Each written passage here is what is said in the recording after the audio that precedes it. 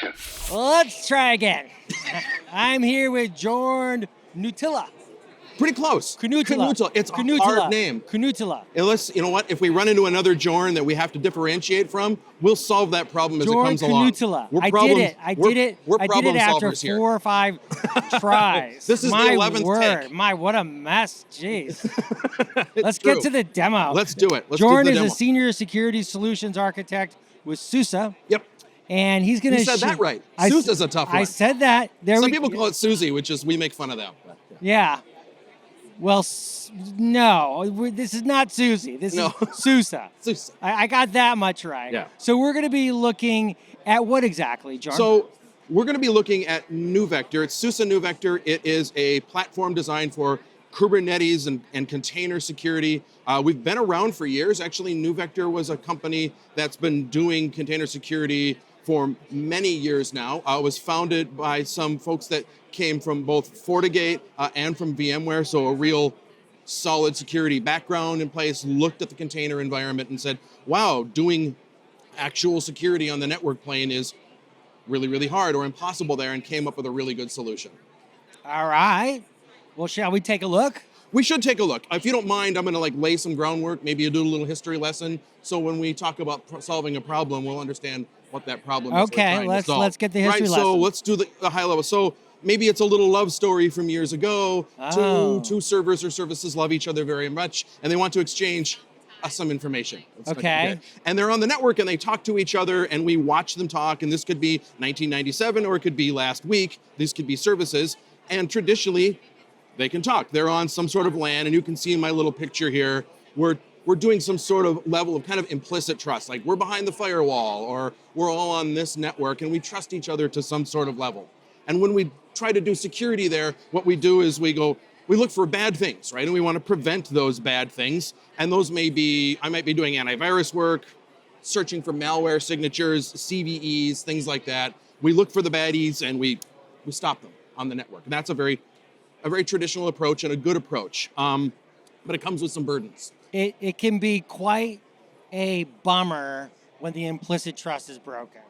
Right. And where is that implicit trust? Do we implicitly trust everybody for some reason? Do we have our services all get along with each other because we like each other? You and I are friends, and our servers should always trust each other, and nothing bad will ever happen. Not very good, right? And I think that this approach becomes very brittle in the fact that even if you're perfect at chasing malware signatures, patching all the viruses, patching all the CVEs, you wake up tomorrow and you got to do it all over again because hackers are thinking of new ways to hack things. You've got a big list of things you have to do, and it's a lot of engineering burden. Like, especially when we talk about CVEs, I've got a gigantic manifest of reasons that your code isn't good enough today, and you have to go do work on that.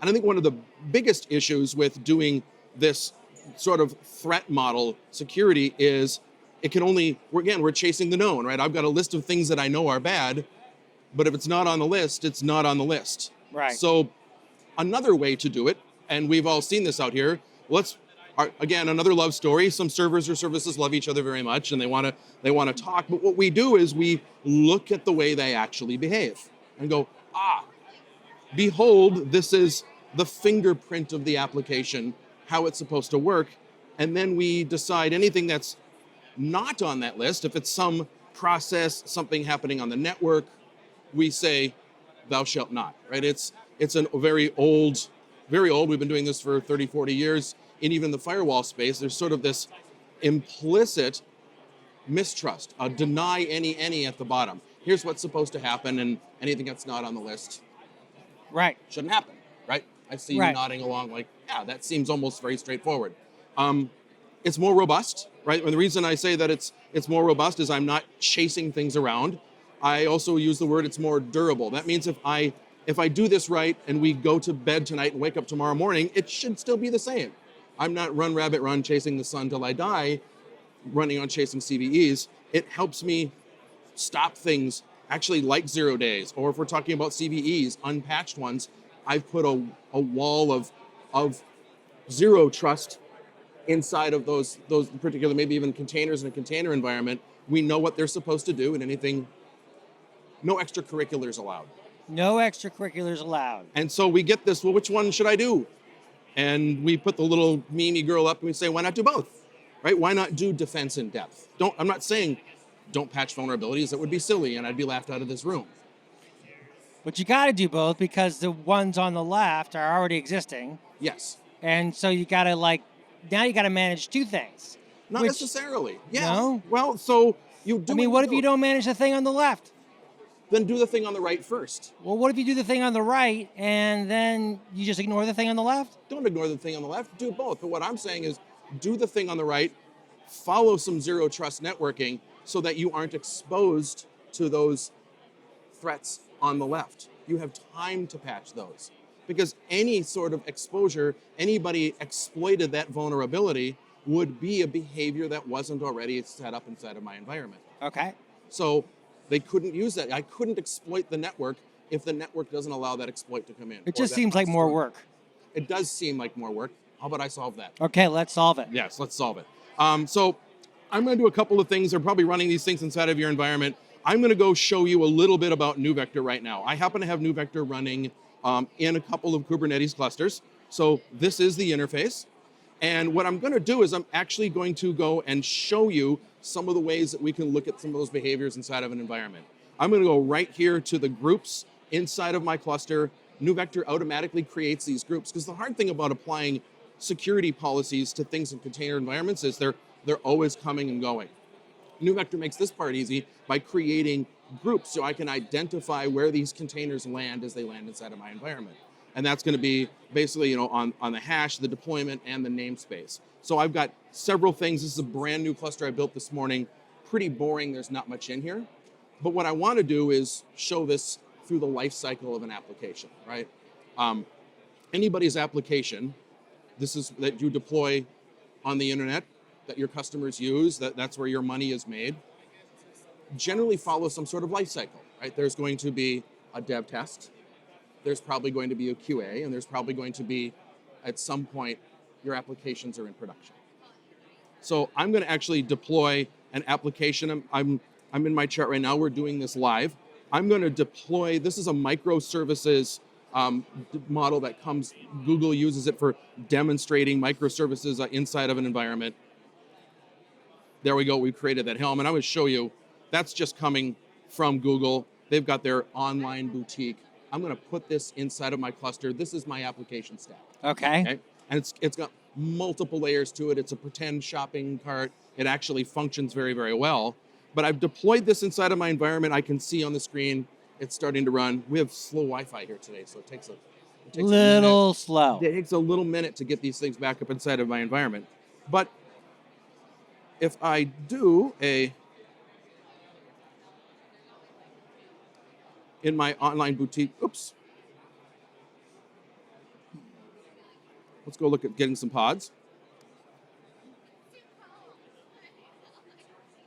All right. My pods are running, my application is running. Now I'm going to go back to NeuVector.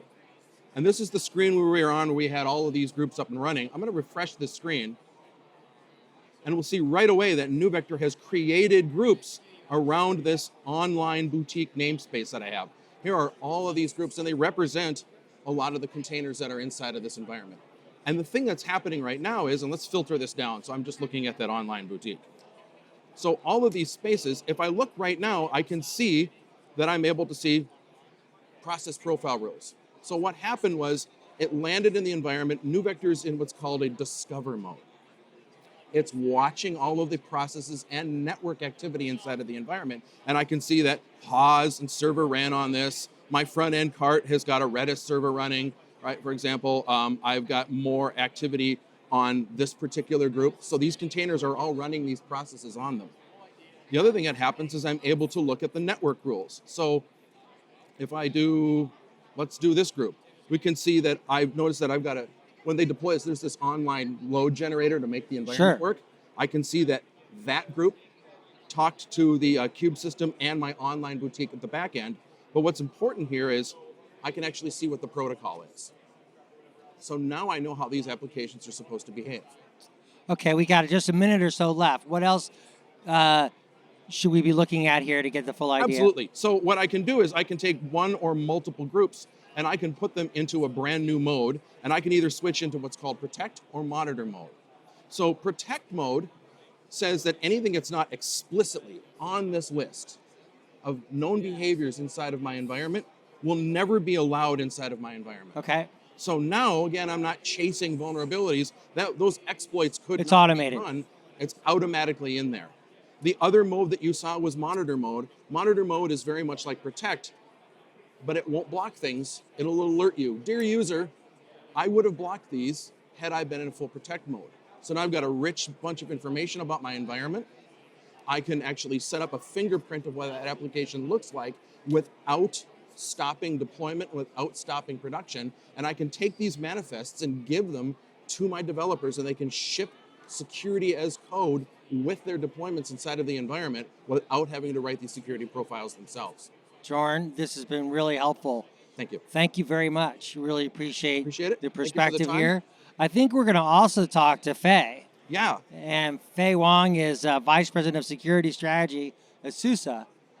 Fei, why don't you come on up and join the show here, and we'll have a little chit chat, because I have some questions for you. All right. So we just heard from Jorn. And Jorn works with you at SUSE. I'm here with Fei Wang. He's the Vice President of Security Strategy at SUSE. And you started NeuVector. Yes. Yes, well, you're one of the founders of NeuVector. And you created the code that we just saw in this demo that Jorn did. Originally, the original code, correct? I'm not create the code, but my original core team created Original the whole core product. team Yeah. created the code. Um, Okay. Yeah. So my question is this, so you just did a keynote, and I was really interested in it, and I think I get it now after kind of chatting with you a little bit, but I'd love for you to explain it. Because in the keynote, you talked about Kubernetes is the perfect platform for a new security model, and you cited its declarative capabilities, the automation, how it's scalable and high performant, and it allows for real-time enforcement and zero trust. Now, I'm trying to line that up with what I'm hearing otherwise about the vulnerabilities that people are discovering in Kubernetes. Yeah. Is it your point that they're not going far enough, that we need to have more automation on top of the automation we already have? Or what is it exactly that you mean by this new security model? Sure. So Kubernetes, right now it's almost the de facto orchestration platform for Right. containers. What we see is growing super fast.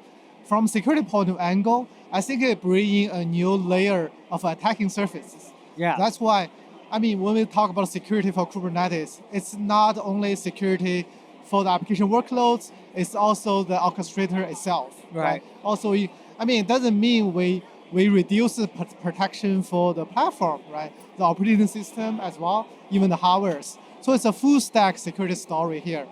The proactive zero trust model in my notes is really about, when everybody was jumping on the Kubernetes, trying to leverage the power, right? The scalability, the flexibility, and the speed, especially the speed. For security, we should not slow that down. We need to figure out a way to fit in, to protect all the layers as much as possible, and proactively, right? That's my key points here. So for the vulnerabilities, the traditional way is we always trying to, I say it's a chasing game. We're always trying to, CVE discovered, we try to fix it. Then another one discovered, we have the update database, figure out which application was impacted, then go fix it. This kind of like endless chasing game. My point is there's going to be a better way on top of this. We can make this easier, better and stronger, which is we call zero trust security controls. But when go to the practical, part of it, people are using all cloud environment, AKS, EKS, multi-cloud, hybrid cloud, air-gapped. The challenge is really, yes, I can have security controls. How can I scale these security controls? So that's why I'm saying you need to leverage Kubernetes power to scale the security in this new environment. Okay. You need to leverage it. Yeah. And so what point of view does NeuVector take on that leverage, and who are you trying to reach? Are you trying to reach that developer? Because we hear from vendors here who are providing ways that you can detect those vulnerabilities really early in the process. Some are even going, some are a little bit more to the right, where they're focusing on the DevSecOps community, for instance. They all seem to overlap in a way, right? And so I'm curious on what your positioning is there. Yeah, that's a good question. I mean, we do see there are a few challenges when the Kubernetes, coming out, security solution trying to figure out a way to protect that. One side is developers is releasing so fast. That's why we have a security shift lab. I think it makes big sense, right? Everybody want to find, as much as possible, at the early stage of the pipeline. At the same time, I don't think the right-hand security disappeared, because that's where your application gonna run all the time. That's where you really worry about the real attacks, right? So I would say security not only shift right, not only shift left, but also shift right. Altogether, we can make security stronger. And it's not I would say overlap. It's more like a multi-layered approach, because it doesn't hurt. You have multiple security checks along the way. You deploy, manage containers and workloads. So what approach do you take? Because, for instance, I spent some time with the Palo Alto Networks group, and they focus on modules, right? They're building out this kind of module-based environment, right? Focusing on application security. They acquired a company, for example, that really focused on CID security, right? So they can add another module to their platform. Yeah. Other approaches are more distributed, where then you take in you consume the third-party application and you kind of like stitch it together yourself. Do you take more of a platform approach, more of a stitch-it-yourself approach? What is that NeuVector approach, and how does it differentiate? NeuVector, I think, is more trying to provide a solution, the total solution for life cycle of the container cloud native environment. When we think about from this angle, then we care a lot of things, or most important things like your pipeline. Can I secure something in your pipeline? Can I secure registry? Can I secure at a deployment type? Can I put admission control policies? And then, of course, can I control and secure the running pods, running applications? So we just, from this angle, we try to cover the life cycle of the container images, cloud native workloads. So you're looking at the container life cycle primarily. Yeah. That's your core focus. Yes. Because the container is kind of the epicenter, right? Yeah. Containers are built from the ground up, and they're. Yes. We just more from the customer angle, trying to figure out, if I'm a company, I migrate my workloads to cloud native containerized, what I need for security, pieces. What are the necessary critical ones I should, protect, I should do. That's main NeuVector angle. So you take this proactive zero trust security approach. So you allow list policy, right? You have live segmentation. You have an admission control policy. You have behavioral learning. There's a whole list of things that you provide, CI/CD. And from there, that allows you then to see attacks, such as a log4j attack or an unpatched CVE. Is that correct? Yes. I mean, as I mentioned, it's a multi-vector, we call multi-vector protection in place, right? We not only can find out the known CVEs, known vulnerabilities, we also want to address 0 days, right? Like I mentioned, what if the CVE, there's no fix? There's no fix, but I still have to run my workload, right? It's mission critical. I cannot stop my business. So we try to have a solution cover both sides, trying to give the best practical, security for your environment. And the last thing I want to mention is it's really important is the scale and performance, right? Because Kubernetes, cloud native, runs so fast. It just, amazingly scale. Security solutions, one big challenge is, can you do deep and strong security at the same time? Don't slowing down my process. Don't slow down my applications. It's gonna still scale the way as is today. That's why I'm thinking the first thing when we build the NeuVector solution, we need to fit in. We need to make security part of the ecosystem, part of the Kubernetes native solution. so we can scale. We are lightweight and really nice performance. You don't lose security protection and strong protection at the same time. So what open source solutions do you leverage then? Today NeuVector is already open source, right, under SUSE umbrella, and we actually ourselves also use a lot of nice open source technologies and modules. For example, we don't rely on eBPF, but it is one of the really nice modules. We leverage that as well, Okay. right? It just we don't highly depend on that. Right. We have GitHub pages, and there's a lot of nice open source projects published there. We'll recommend people to go take a look at that. Yeah. Thank you so much for your time, Faye. I really appreciate it. Thank you, Alex. Thank you. If you like this video, please give us a thumbs up. And if you'd like to see more videos like this, you can always subscribe to our YouTube channel. We're on all the major social media platforms. You can always find us at thenewstack.io. We hope to see you soon.